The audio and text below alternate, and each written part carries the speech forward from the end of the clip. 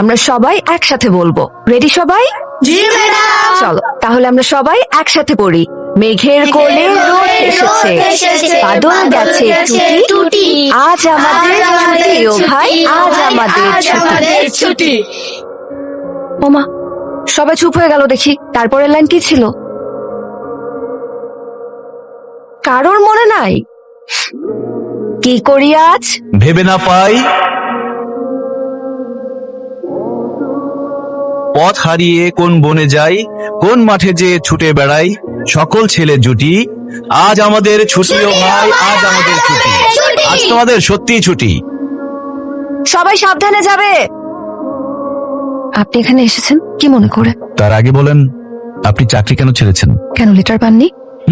পেয়েছি, কিন্তু আপনি তো রুলস ব্রেক করেছেন। রুলস? চাকরি ছাড়তে হলে রিজাইন লেটার দিতে হয়, ইমোশনাল চিঠি না। ঠিক আছে, আপনি এখানে দাঁড়ান, আমি কাগজ কলম নিয়ে আসছি। আপনাকে একটা প্রপার রিজাইন লেটার দিয়ে দিচ্ছি। এরপর আপনি আপনার হাইওয়েতে, আমি আমার এই বটতলায়। ব্যাস। আমি জানি আপনি কেন পালিয়েছেন। আপনি আসলে আমার প্রেমে পড়ে গেছেন, সেটা সামলাতে না পেরে এখানে বটতলায় বাচ্চাদের কবিতা শেখাচ্ছেন। প্রশ্নই উঠে না। চোখে চোখ রেখে বলেন, কিছুই না।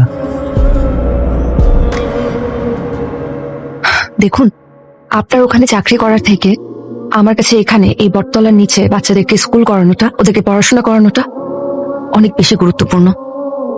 ওদের আমাকে দরকার। Good point. তাহলে এক কাজ করি, আমিও জয়েন করে ফেলি, দুজন একসাথে পড়ালাম। আমি কিন্তু টিউশনিতে উস্তাদ, বিশেষ করে যারা ব্যাক বেঞ্চার তাদের উপর পিএইচডি করা আছে। দেখুন রায়ন স্যার, এটা আপনার গুলশান বনানি না, এটা গ্রাম। এখানে ছেলে মেয়ে একসাথে ঘুরলে ড্রোন লাগে না, হাজারটা চোখ তাদের উপর নজর রাখে। অফিসে যে টক্সিক গসিপ হতো, এখানে সেটা মেম্বার মাতব্বর পর্যন্ত করাবে। আপনি দয়া করে এখান থেকে চলে যান। আমি চাই না অফিসের মতো এখানেও আপনার সম্মান নিয়ে কেউ কোনো কথা বলুক।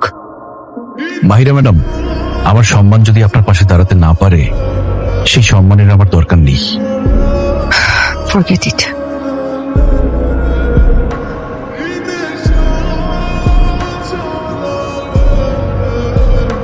আপু জলদি আসো, বাহিরে উঠানে আস্ত একটা ইউএফও ল্যান্ড করেছে, চলো আসো দেখবা। আচ্ছা, রাখো। কাজ করছি তো আমি। পরে আসো।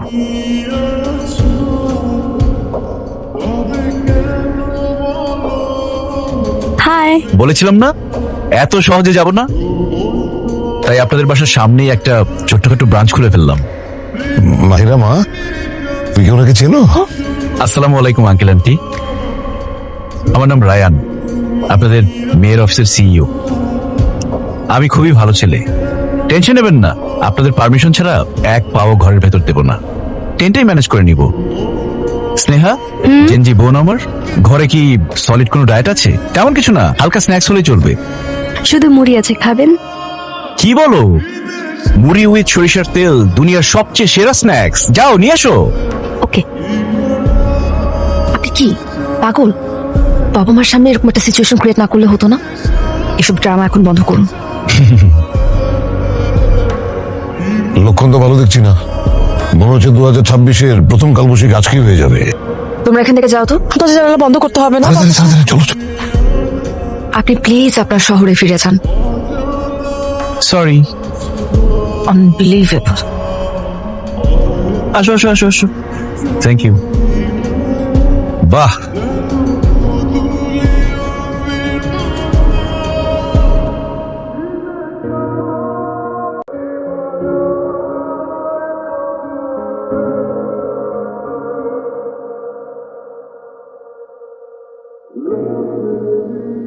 আপু বাহিরে উড়াধুরা ঝড় বৃষ্টি হচ্ছে, চলো না দেখে আসি।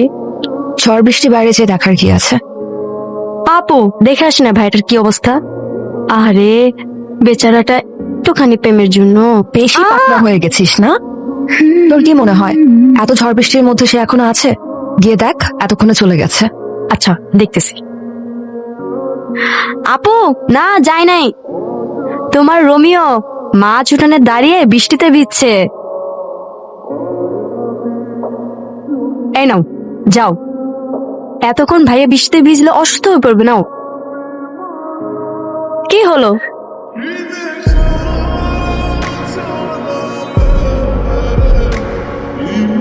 আসলে পাগলামি কেন করছেন?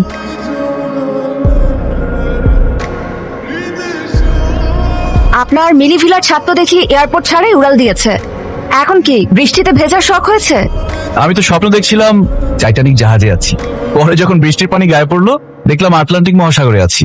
আচ্ছা বাই দ্য ওয়ে, আমার টেন্টের উপরের পাটটা কোথায় গেল বলুন তো? ওটা তো দেখি ওই গাছে বাসা বেঁধেছে।